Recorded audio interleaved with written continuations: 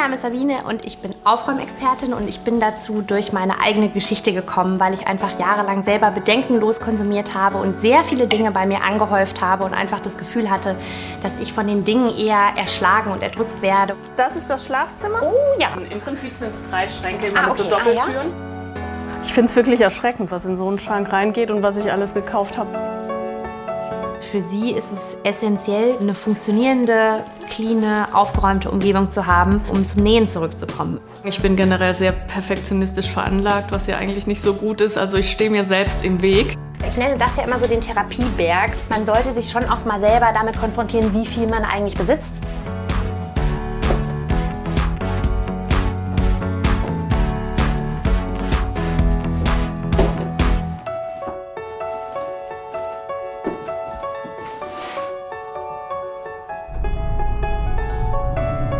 Mein heutiges Projekt führt mich zu Christina. Christina hat mir Fotos von ihren Schränken geschickt. Da warten einige Schränke auf uns, die wir zusammen einfach nur optimieren möchten. Guten Morgen, Sabine. Wie geht's dir?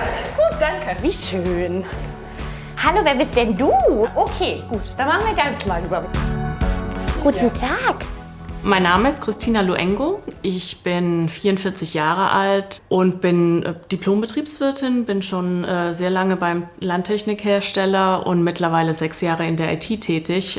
Dadurch eben auch immer viel im Stress, immer viel am Rödeln und eben wenig Zeit für Haushalt. Wo darf ich mich denn erstmal hier niederlassen? Wo du möchtest. Ja? Du kannst auch gerne hier direkt. Ach super, das ist das Schlafzimmer, Schlafzimmer. Homeoffice, aber eben auch Büro. Ja.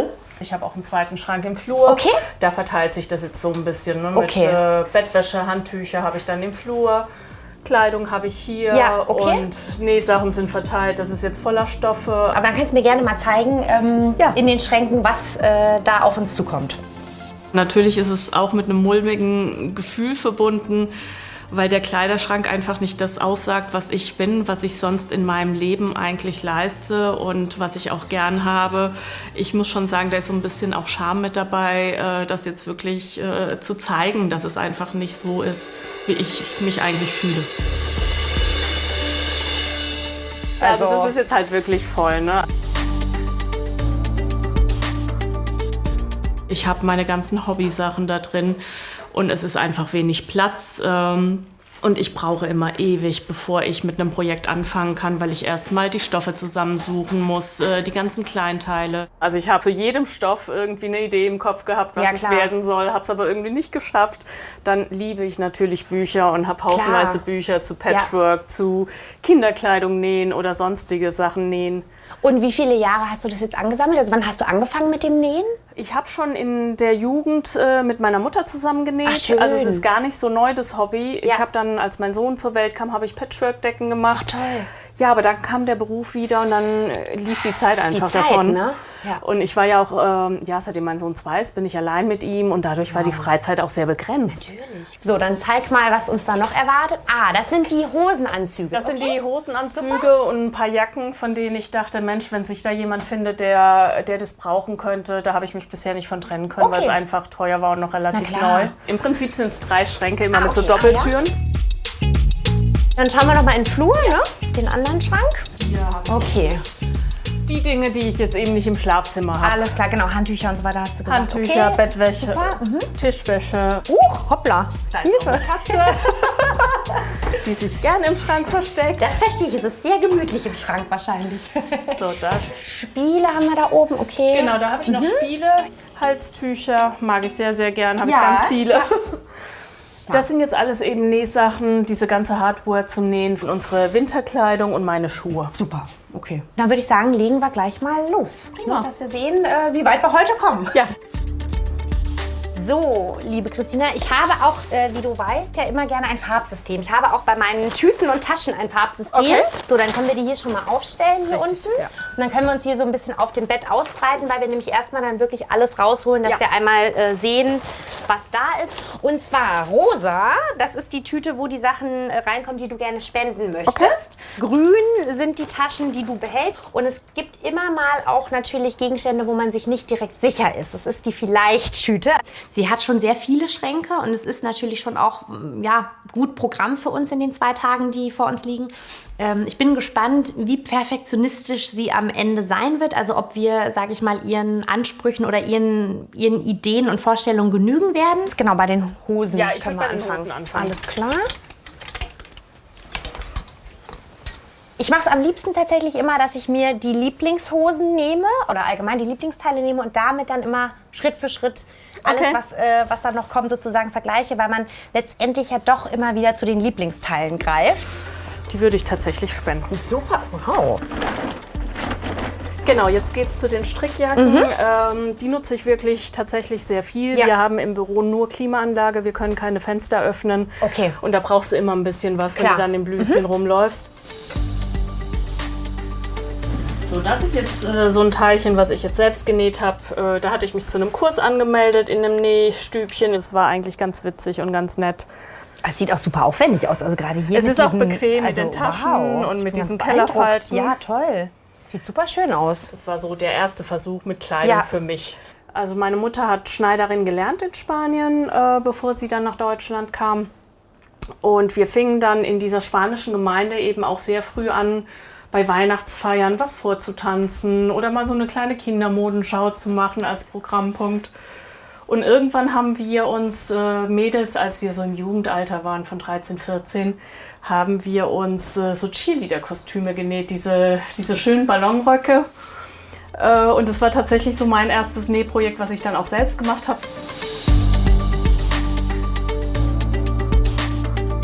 Schön. Weil es warm war. Ja, also sowas würde ich behalten. Das behalte ich auch Alles, gern. was für Hitze ist. Richtig.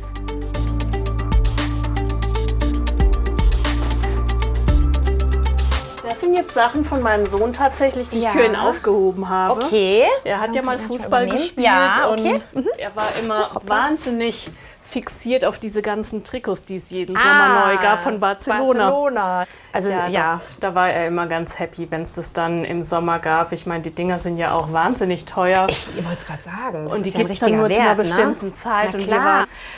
Da hängt mein Herz dran, weil ich sage, es sind nicht meine. Sein Herz hing da immer dran und auch wenn er jetzt kein Interesse dran hat, soll er mal lieber selbst irgendwann entscheiden. Da würde ich dann nur sagen, dass wir so eine Erinnerungskiste machen. Ja. Wir hatten ja von dir auch schon eine Erinnerungssache, dann können wir irgendwie eine für dich, eine für deinen Sohn machen. Super. Und machen wir da einfach das dann einfach in eine Box nachher rein und beschriften die irgendwie, ne? Ich empfehle immer, Erinnerungskisten anzulegen. Wenn es nicht Teile sind, die man selber trägt als Kleidungsstücke, sollten sie lieber dezidiert in eine Erinnerungskiste wandern.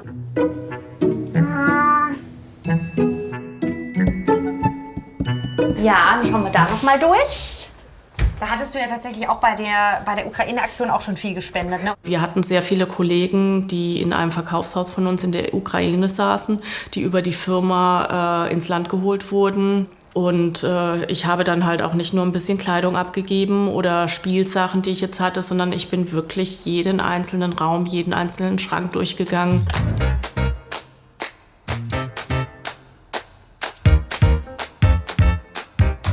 Hier habt ihr jetzt wieder was selbstgenähtes. Ja. Oh. Das Label dann? Ist das, Das hatte sich tatsächlich mein Sohn ausgedacht. Ich habe irgendwann gesagt, wenn ich selbst was nähe, brauche ich auch ein Label. Ja, dann habe ich immer rumgespielt mit den Namen der Katzen, mit dem Namen meines Sohnes. Und ja, irgendwann kam er mit dem Quilting als von meinen Patchwork-Sachen und Kasper und Lilly. Und dann kam er dann plötzlich mit diesem Quilling her. Lustig. Und dann dachte ich, komm, das war so süß, dass er sich das ausgedacht hat und dann Spaß dran hatte. Cool. Und dann habe ich mir die halt machen lassen.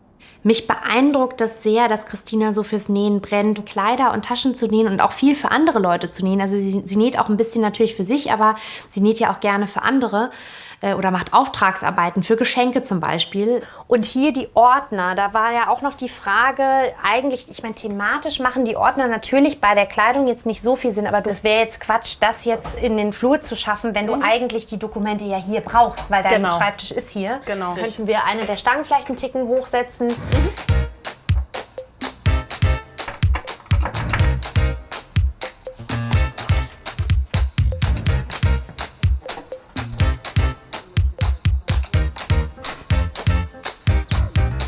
Ich habe doch mal was mitgebracht. Ich muss gerade die So, Wir haben noch alles dabei hier. Ja, das frage ich mich jedes Mal, wenn ich irgendwas auf Insta von dir sehe und du hast diesen Koffer in der Hand. Das ist halt eigentlich so ein Bastelkoffer irgendwie, aber ich habe halt da alles, was ich irgendwie brauchen kann. Zum Beispiel, wenn wir dann morgen auch beschriften, habe ich hier dann auch so Ersatzbänder zum Beispiel. Ach ja, okay. Da kannst du dir dann auch aussuchen. Ich habe durchsichtig und weiß. Hier, ich habe manchmal schon Silber putzen müssen, habe ich einen Silberputztuch dabei. Hier so Filzgleiter, Schmutzradierer, Gummis.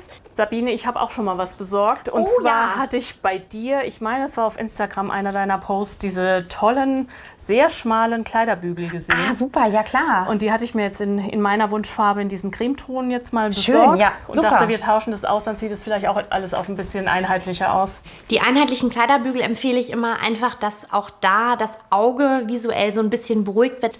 Und natürlich muss man auch aufpassen, dass man eben Kleiderbügel verwendet, die gut für die Kleidung sind. Also häufig hat man ja diese Drahtbügel aus der Reinigung zum Beispiel, die sind für empfindliche Blusen zum Beispiel ganz, ganz schlecht. Also deswegen empfehle ich diese einheitlichen Samtbügel von der Samtbeschichtung. Also allein hätte ich jetzt die Unterteilung von dem Schrank so auch nicht hingekriegt. Oh, guck mal die Farben, das macht mich schon happy.